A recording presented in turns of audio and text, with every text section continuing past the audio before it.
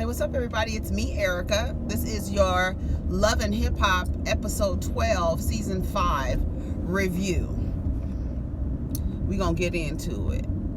Let's put my sunglasses on because I need to put the heater on a little bit, but then I start getting hot. Let me get over here. So we start off with the girls. They still in Paris for a second, and they are bringing up Moniece and K. Michelle. I don't know how that is a thing. I'm so confused about how K. Michelle talking to Akbar on a live is Moniece's fault. I don't get it.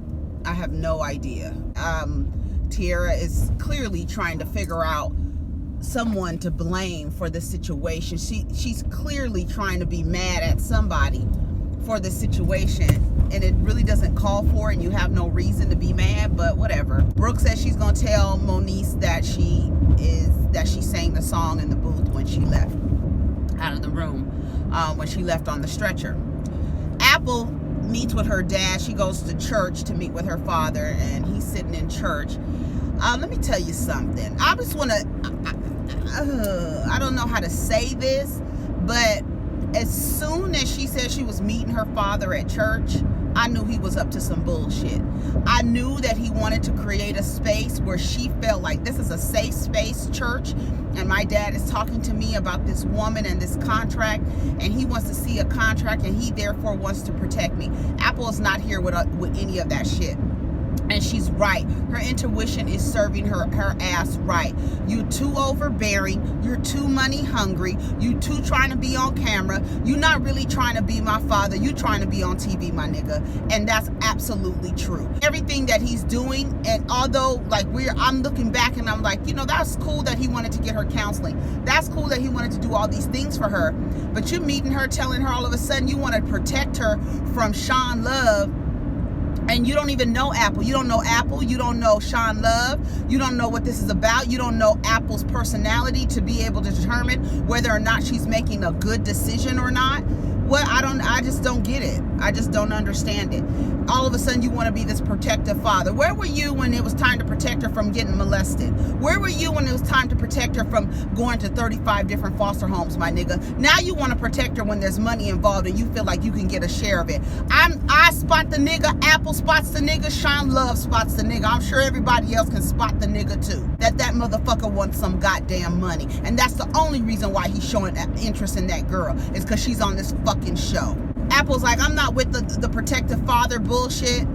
I'm out of here. Well, let me see the contract. No, nigga, you don't have to see nothing. You don't have my best interest at heart as a child. What makes you think you're gonna have her best interest as an adult? You don't. The only interest that you have in Apple is that she can possibly have a return on some type of investment, and an investment that you are not willing to put in, that somebody else is willing to put in, and you want to make some money off of the bitch just because I'm her father. You need to get your, like Sean Love said, your Charlie Brown looking ass out of here. The whole thing with him and Sean Love really pissed me off, and I was like, fuck that nigga. Anything he's trying to do, now I'm looking at you nigga sideways. I'm looking at you sideways. Brooke and Bridget go to a photo shoot for, goddamn Bridget, we've been on this damn press tour for you in London for I don't know how long. Brooke and Bridget are on their way to the photo shoot, and Brooke is telling Bridget, why did you invite Moniece? Why wouldn't she? Moniece is cool with her. Why wouldn't she invite Moniece? So you could feel better not having to look that bitch in the face, knowing that you got in the booth after she was laid out on the stretcher for what you say is her being crazy and faking it. The reason why mental health is so important to discuss and talk about and remove the stigma, because the girl explained that she was on medication and that the medication caused her to react in that way. All right, girl, whatever you want to go with, whatever story you want to go with. I have nothing for Brooke Valentine, nothing. I think she is a fucking clown, and I really want, what's her name from TMZ, the old girl from TMZ, what's her name that hosts Love and Hip Hop reunion shows now? I can't think of her name. But she used to be, she's a black girl on TMZ, Miss Gossip Girl. What the fuck is her name? I can't think. I know her but I can't think of her name. But she needs to ask Brooke, What was her intention? Was her intention this season to be an untrustworthy, backstabbing, backbiting, two-faced bitch? Because you coming off with Marcus desperate. You coming off desperate with your friends, going in booths after they falling out, and dismissing their mental illness like, you're a fucking low-life, disgusting bitch. And I'm surprised that Moniece didn't get upset. And this is another indication, some more evidence that Moniece Slaughter is working on herself. Because I keep saying I want her to revert just one more time. I want her to revert to the old Moniece one more time so she could beat Brooke's ass one last time for the hood, bitch. Beat her motherfucking ass. Because all of her antics, everything that, how she's moving, that's not a bitch you trust at all, in no capacity. In no capacity. I'm surprised Moniece didn't say nothing. She talking about, well, you need some exfoliating. Bitch, you don't have no more experience than me but one fucking single. And the way that this industry works now, anybody could put a single out, bitch. So you really just anybody and nobody at the same time trying to give a motherfucker some advice on singing. No, we're not listening to you, Brooke, because you're a hater. Jay Will and MissterRay meet up at, I guess, MissterRay's job. And he's explaining that, you know, he's talking, saying LaBrittany backed out of it. She went to London, and could he stand in for her as Kandie? And he said yes, and he agreed. So he's going to go to the Pride event and be Kandie, and we're going to see him being Kandie. So, he's going to take LaBrittany's spot. I don't like the way he was talking about LaBrittany, but whatever. Let me shut up. I want to say about Jay Will, he is not on this show to represent a collective. His behavior is beyond disgusting and don't align with he's not a representative for everybody. So don't align his behavior with that of other people who might identify like him. Be mindful, okay? He's fucking defensive all the fucking time. You're defensive to the wrong motherfucking people. Like, why are you being that way with MissterRay when all he wants to do is celebrate you and your character and a part of you, an aspect of you? You want to come on this motherfucking stage and give us this crying ass, emotional ass, fucking dear mama ass rap music, and that's not what's happening. It's a celebration during Pride. It's not a time it's a time for celebration. It's a time to reflect for everybody who paved the way for people to actually be vocal about and proud of who they are. But you up here, you want to change the tone of the party. We're not doing that. There's a time and a place for that, and Pride is not the time and place for this style of rap music. They want Kandie. Period. So him getting on stage, calling MissterRay out, that was out of line. That was I would never do business with you, Jay Will, ever, never, because you get up on stage and you want to be messy and you want to call people out when these people are giving you opportunity. One, I don't know if you're being paid, but if you were, I wouldn't pay you after that, because that's not what we agreed upon. And you sat up here and embarrassed me and yourself.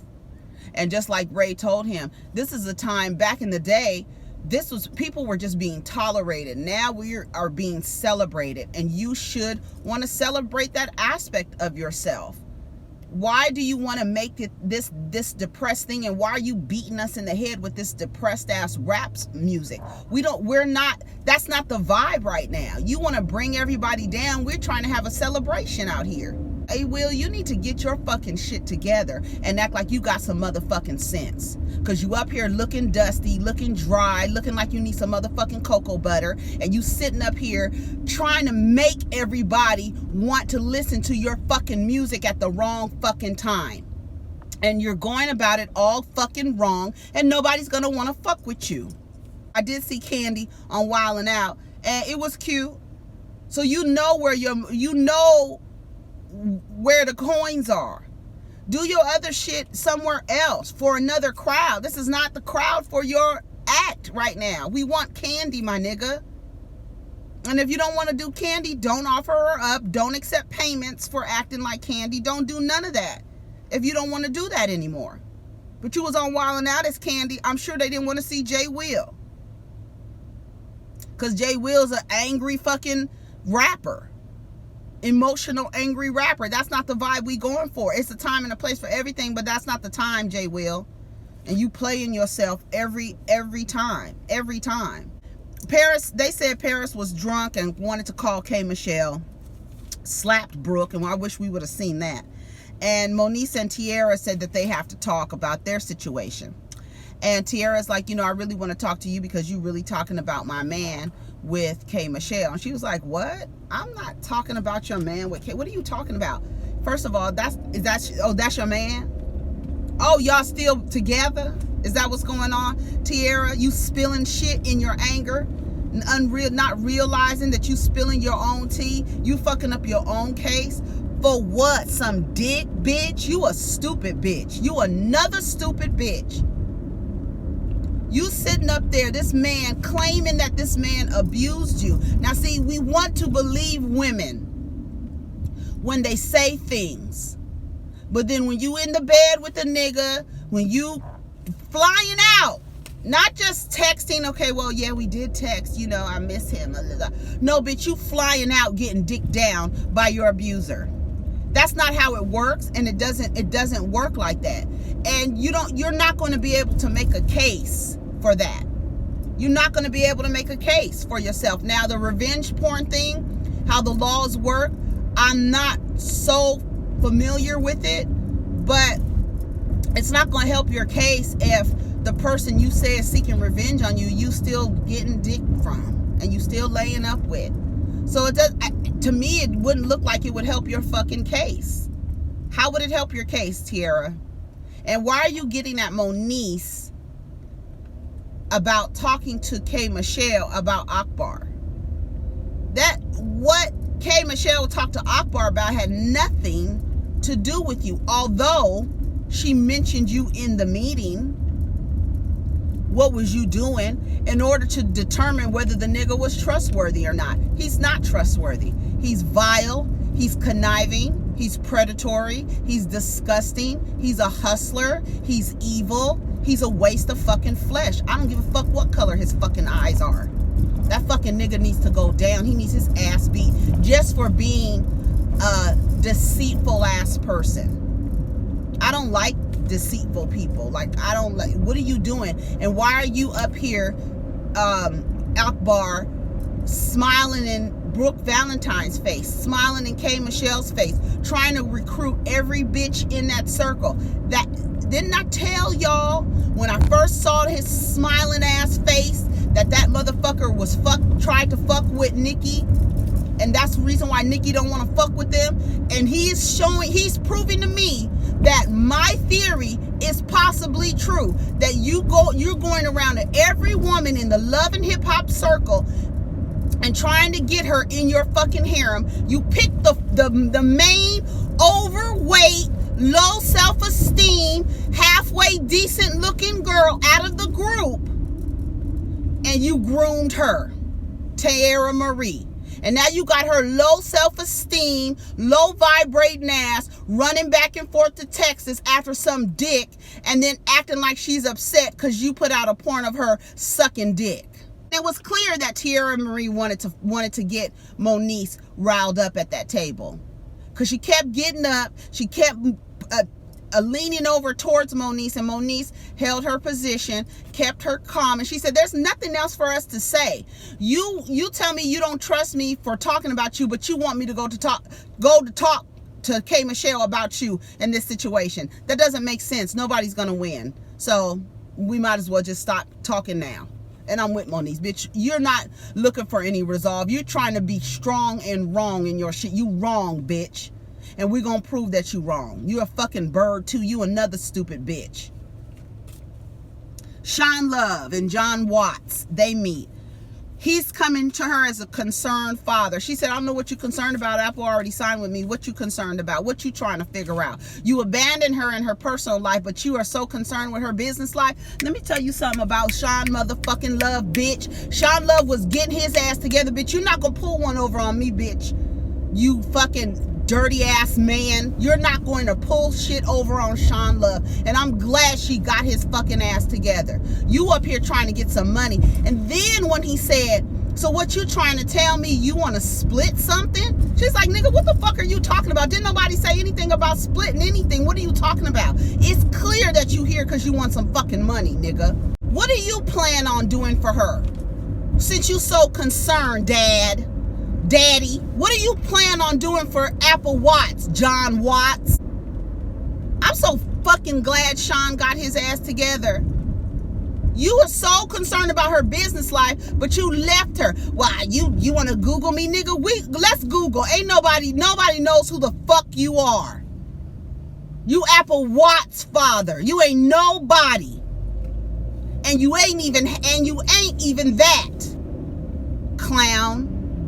You want to split some shit. Are you telling me you want... So you behind your daughter's back thinking that this woman who you think is shady is gonna be shady with you to get over on your fucking daughter, my nigga? Like, you are a fucking clown. You need your goddamn throat slit. All these men on this show, none of them have shown any kind of integrity, nothing. Like, not upstanding gentlemen. The only person whose behavior I've seen showed that you had a little bit of integrity was Marcus, and how they're handling this situation with A1. He is the only one that showed some integrity and is not feeding into, these cameras and saying things about the women and being able to go around. And he's being a good friend. That's the only man on here. Apple Watts' father, what he did with Sean is the reason why Apple doesn't trust men. And when she sees this clip, I hope she does not go backwards and decide that she wants this man in her life, because this man is in her life solely because she's on television. You a deadbeat and you left her. I'm glad you ain't nothing. Google you and see what? That you a deadbeat and you abandoned your daughter and allowed her to be abused and treated in violent ways, and you raised 3 other girls and you so proud. But look at your daughter over here. Look at your daughter. And then you gonna holler you might not be the father. Let me tell you something. It took me everything not to fly through that fucking screen. That woman should have cracked boop right in his fucking throat. Oh, now you're not Apple's father? Oh, so this is is this a justification as to why you're going behind her back trying to split this contract with me on her? That was so disgusting. He need his ass beat.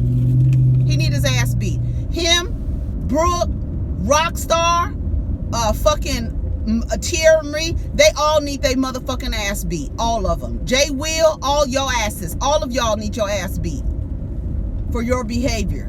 This is disgusting. And she said, well, if you want to do something, go get a DNA test. Do that. What you gonna do for Apple? You gonna get her hair done? She need her teeth fixed. She need all these things fixed. What you gonna do?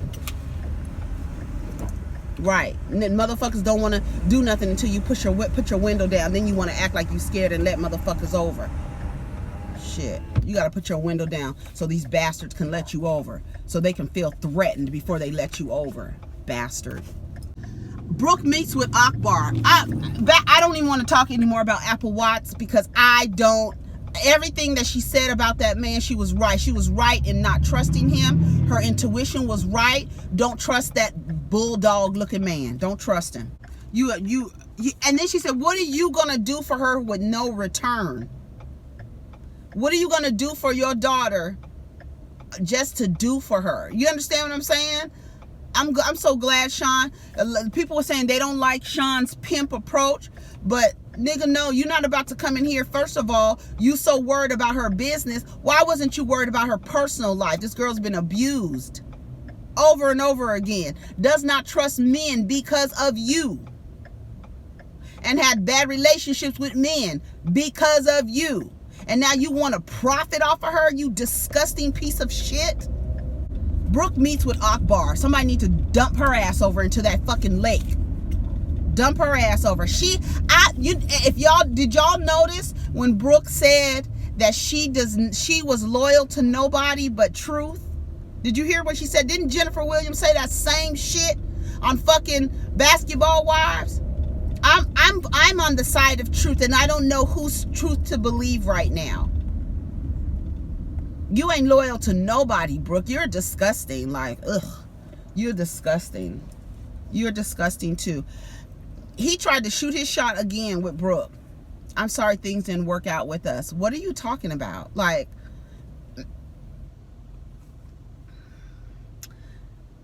he said, she asked, do you still love Teairra Marie? He was like, I got love for her. No, you don't love her. You using her to be on TV too. Like, you niggas are disgusting.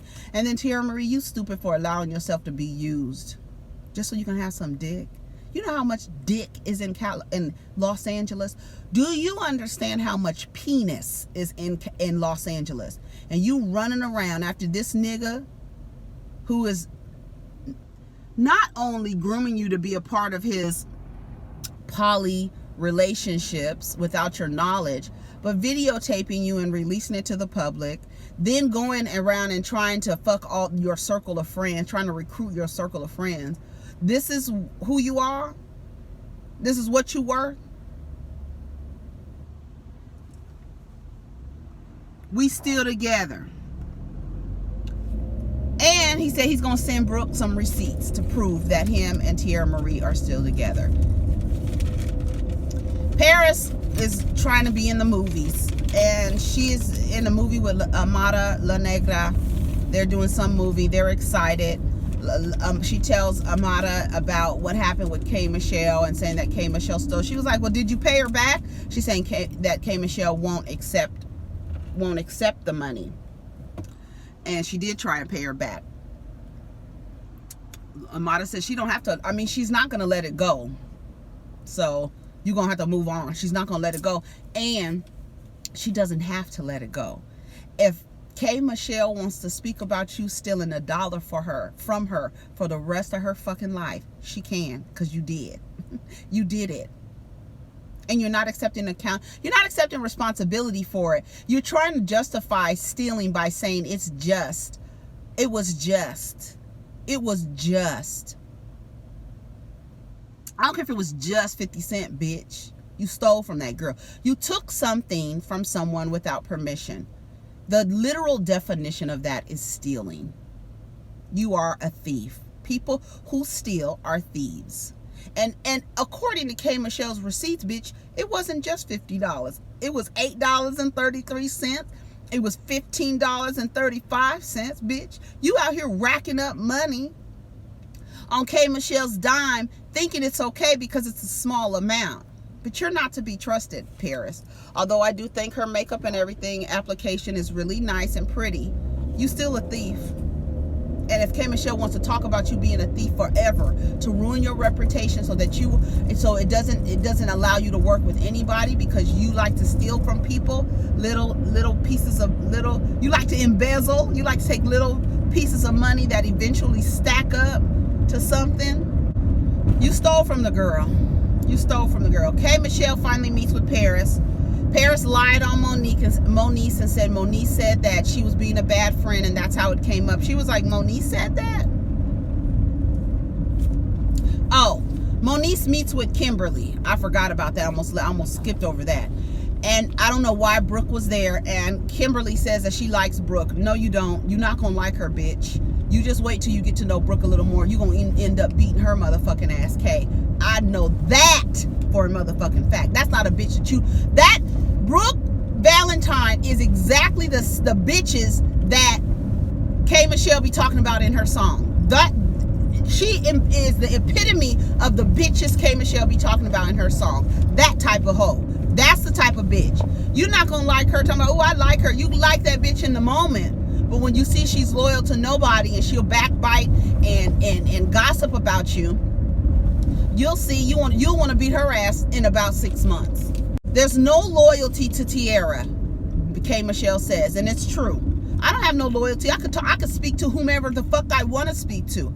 If she wants to talk to Akbar about whatever the fuck, if she wants to get with Akbar, she has no loyalty to Teairra Marie, and she said it, and it's true. But is K. Michelle that type of woman? I don't. Do we know that we ain't ever heard of K. Michelle running after somebody's man, have we? I don't know.